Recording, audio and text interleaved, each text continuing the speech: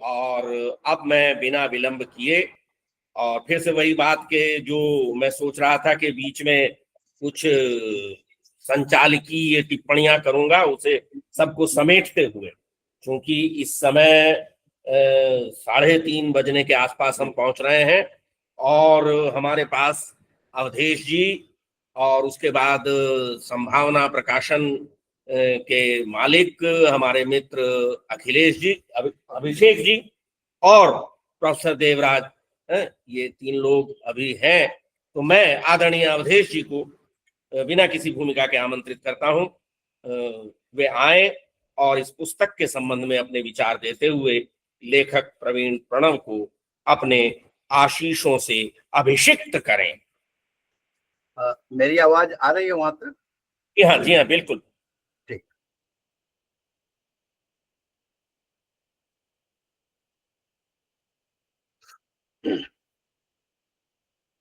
हैदराबाद के Maulana Azad national Urdu university के दूरस्थ एवं ऑनलाइन शिक्षा केंद्र के हिंदी प्रभाग द्वारा आज प्रवीण प्रणव जी की सद्य प्रकाशित पुस्तक कुछ राब्ता है तुमसे पर आयोजित एक दिवसीय राष्ट्रीय संगोष्ठी के इस ऑनलाइन सत्र के सूत्रधार एवं संचालक प्रोफेसर ऋषभदेव शर्मा जी, जिन्हें मैं बड़े ही आदर एवं स्नेह के साथ आचार्य कहता हूँ, और इस सत्र में आभासी रूप से देश के विभिन्न भागों से जुड़े सभी वक्ताओं और श्रोताओं तथा वहाँ मानव में जो लोग फिजिकली बैठे हुए हैं उन सबको राष्ट्रीय राजधानी क्षेत्र दिल्ली से मेरा हार्दिक नमस्कार।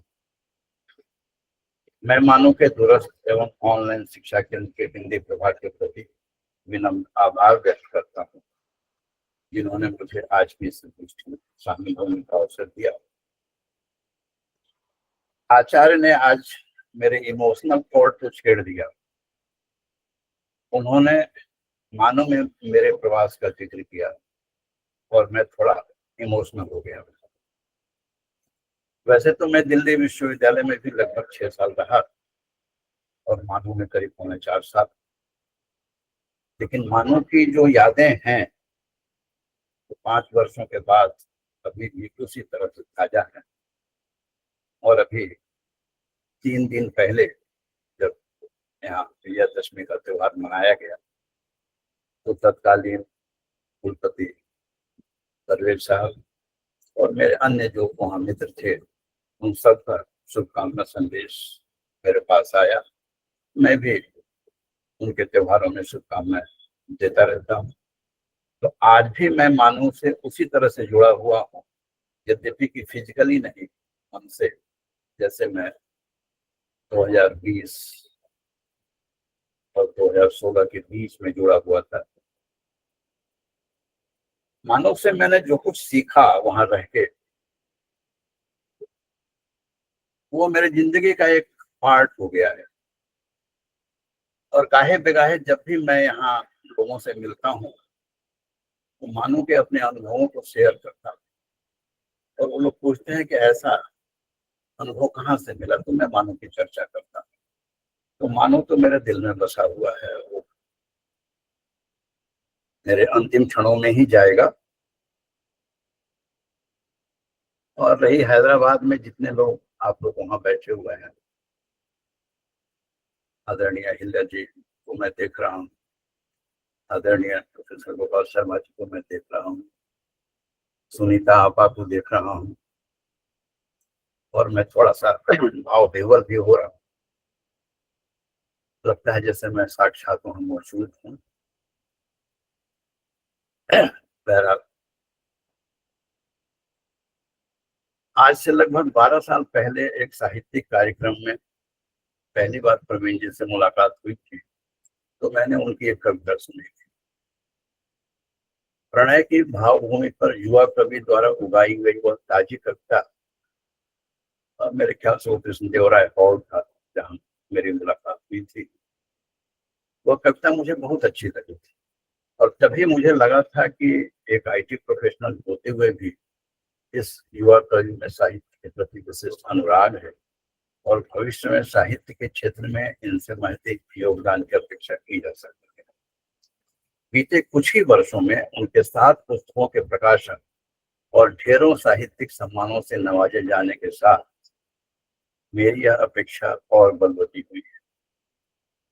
जब हैदराबाद में पहले ही से डॉक्टर अहिल्या मिश्र जी द्वारा प्रकाशित साहित्यिक पत्रिका पुष्पक का वर्ष 2018 के मध्य में भारत सरकार की स्वीकृति प्राप्त कर नए कलेवर और नए नाम साहित्य एवं संस्कृति के त्रैमासिक पत्रिका पुष्पक साहित्यिकी का उन्हीं के प्रधान संपादकत्व में विधिवत प्रकाशन आरंभ हुआ, तो इस पत्रिका के 3 संपादकों में डॉक्टर आशा मिश्र के साथ मैं और प्रवीण जी भी जुड़े। इस पत्रिका के 2 अस्थायी स्तंभ हैं, शख्सियत एवं धरोहर का लेखन एवं संपादन तब से आज तक प्रवीण जी करते आ रहे हैं। शख्सियत जहां विस्तृत कैनवास पर एक वर्णपट एक स्पेक्ट्रम की तरह पाठकों को हिंदी और उर्दू के साहित्यकारों के व्यक्तित्व एवं व्यक्तित्व के विभिन्न शेड्स दिखाता है, वहीं धरोहर उन साहित्यकारों और उनके साहित्य के बारे में हमें अवगत कराता है जो अब हमारे बीच नहीं है, जो अपने साहित्य की धरोहर हमारे और आने वाली पीढ़ियों के लिए छोड़ गए हैं। विगत वर्षों में इन दोनों स्तंभों को पाठकों द्वारा काफी सराहा गया है। इसके अलावा हिंदी एवं उर्दू साहित्य एवं साहित्यकारों से परिचित कराने वाले मुंबई मुख्यालय से देश के विभिन्न भागों में संचालित क से कविता कार्यक्रम की मासिक गोष्ठियों को प्रवीण जी ने हैदराबाद में पुनर्जीवित किया है और साहित्य एवं साहित्यकारों साहित्येतर लोगों तक पहुंचाने में वे एक मिशन एक जुनून के साथ काम कर रहे हैं। इन मासिक गोष्ठियों में हिंदी और उर्दू के साहित्यकारों एवं उनके साहित्य पर पाठ प्रस्तुत किए जाते हैं, उनके ऑडियो विजुअल्स भी दिखाए जाते हैं और यह उत्तरोत्तर इतना लोकप्रिय होता जा रहा है कि इसमें हैदराबाद में पढ़ने व काम करने वाले विदेशी लोग भी आकर हिंदी की कविताओं और उर्दू की गजलों का पाठ करते हैं। पुष्पक साहित्यिकी के शख्सियत एवं धरोहर स्तंभ पर से कविता की मासिक गोष्ठियों की चर्चा मैंने इसलिए की क्योंकि आज जिस किताब कुछ राब्ता है तुमसे और यह संगोष्ठी आयोजित की गई है, उसका सीधा राब्ता इस पृष्ठभूमि से है। मैं मानता हूं कि प्रवीण जी की संभावना प्रकाशन ठाकुर से सद्य प्रकाशित पुस्तक कुछ राब्ता है तुमसे पुष्पक साहित्य की पत्रिका में उनके अस्थायी स्तंभ शख्सियत में प्रकाशित आलेखों तथा क से कविता की मासिक गोष्ठियों में साहित्य एवं साहित्यकारों पर होने वाले पाठों का एक्सटेंशन है, एक परिवर्तित एवं परिमार्जित संकलन। यह शख्सियत में पूर्व में प्रकाशित एवं क से कविता की मासिक गोष्ठियों में प्रस्तुत 18 चुनिंदा साहित्यकारों के जीवन के अनछुए पहलुओं को बड़े ही रोचक ढंग से पेश करने के साथ साथ उनके विशिष्ट साहित्य को भी पाठकों के समक्ष उजागर करता है। मेरा सौभाग्य रहा है कि इस पुस्तक की रचना यात्रा में मैं बहुत हद तक प्रवीण जी का हमसफर रहा हूँ। इस यात्रा में साहित्य के विभिन्न पहलुओं के अलावा इस पुस्तक में शामिल आलेखों की भाषा एवं उनके शिल्प पर भी चर्चा होती रही है। इस प्रसंग में मुझे याद है, आज से लगभग 40-45 वर्षों पूर्व 40-45 वर्षों पूर्व पटना में साहित्यकारों के बीच मुझे अज्ञेय जी को देखने सुनने का अवसर मिला था। उस अवसर पर एक युवा साहित्यकार, तब मैं भी युवा हुआ करता था, ने अज्ञेय जी से पूछा था, अज्ञेय जी आपकी रचनाएं आम पाठकों के लिए बहुत ही ध्रुव हुआ करती हैं, जब सामान्य पाठकों के लिए आपकी रचनाएं समझ से परे हैं तो फिर ऐसे लेखन का क्या उद्देश्य है और यह किसके लिए है? अज्ञेय जी ने उत्तर दिया था, मैं अपने स्तर पर लेखन करता हूँ, जिन पाठकों की मेरी रचनाएं मेरा साहित्य समझना है उन्हें मेरे स्तर पर आना होगा, मैं उनके स्तर पर जाकर नहीं लिख सकता। तो सवाल उठता है कि क्या क्लासिकल या अकादमिक साहित्य आम पाठकों के बीच बैठ बना पाता है, और यदि आम पाठकों के बीच साहित्य लोकप्रिय न हो तो हमें इसे जीवंत कैसे रखा जाए? साहित्य को विश्वविद्यालयों के अकादमिक सेमिनारों और पुस्तकालयों के बाहर कैसे बचाया जाए?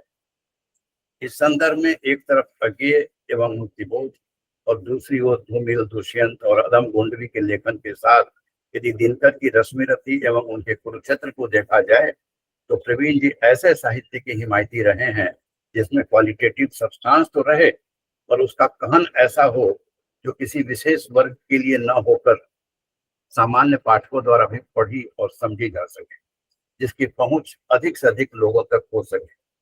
वे हिंदी और उर्दू साहित्य को सहज भाषा में सामान्य लोगों, खासकर वैसे युवा वर्ग जिनका साहित्य से कोई सीधा संबंध नहीं है और स्कूली किशोरों के बीच रुझान पैदा करने के पक्षधर रहे हैं, ताकि जीवन में तकनीक के उत्तरोत्तर बढ़ते दखल के इस युग में साहित्य को हाशिए पर जाने से बचाया जा सके। अभी मैंने प्रवीण जी द्वारा हैदराबाद में चलाए जा रहे कला से कविता की मासिक गोष्ठियों की चर्चा की है। आप देखेंगे कि इन गोष्ठियों में भाग लेने वाले अधिकांश युवा हैं जिनका साहित्य से कोई सीधा संबंध नहीं। वे आईटी और अन्य प्रोफेशनों से जुड़े हुए लोग।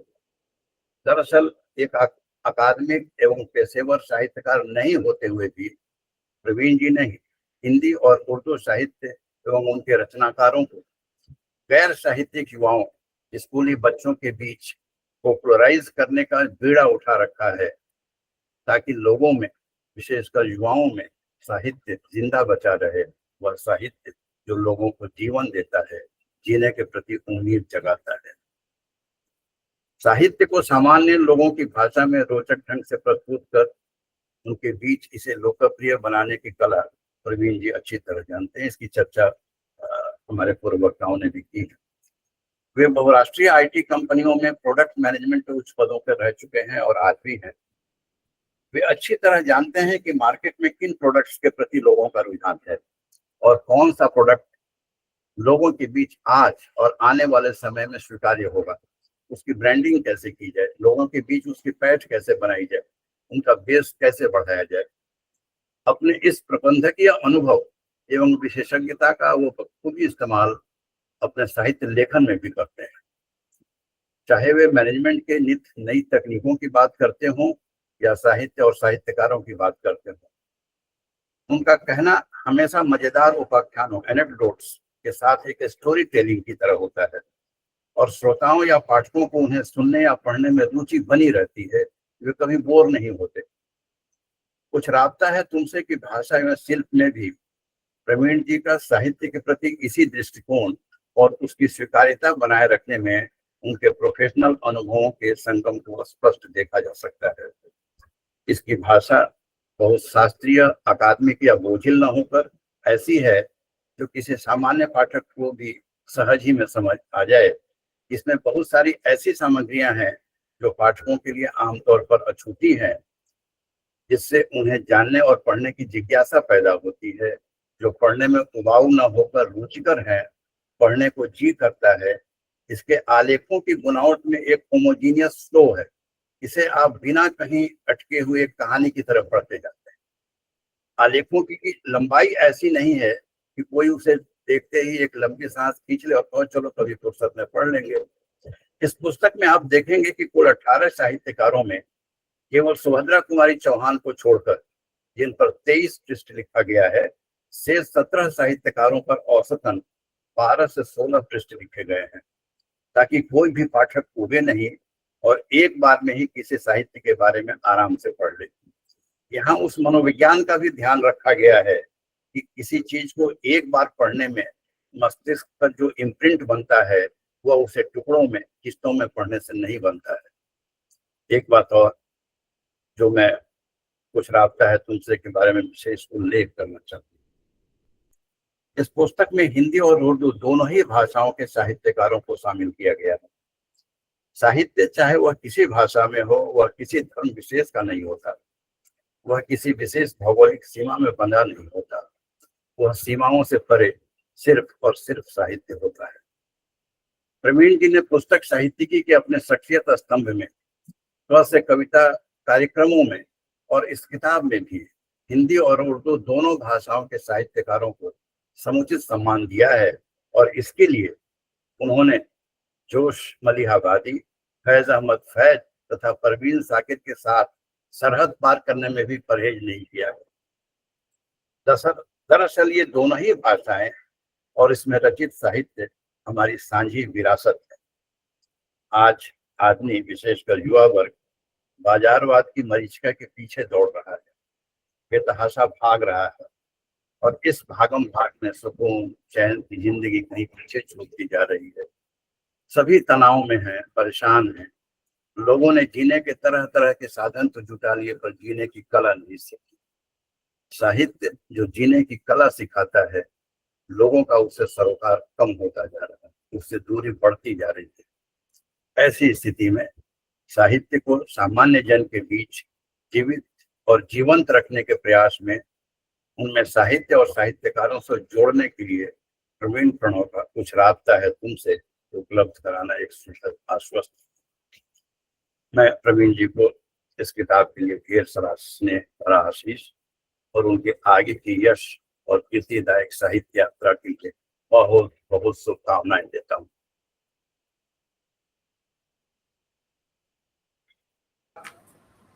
आदरणीय अवधेश जी, आपने फिर से मैं उसी शब्द का प्रयोग करूंगा कि एक ऐसा सांगोपांग विवेचन इस पुस्तक का और साथ ही कृतिकार का जो है वह किया है कि पुस्तक से यद्यपि यहाँ सभी परिचित है, लेकिन आपके दृष्टिकोण से उसे देखना एक अलग ही आनंद का विषय रहा।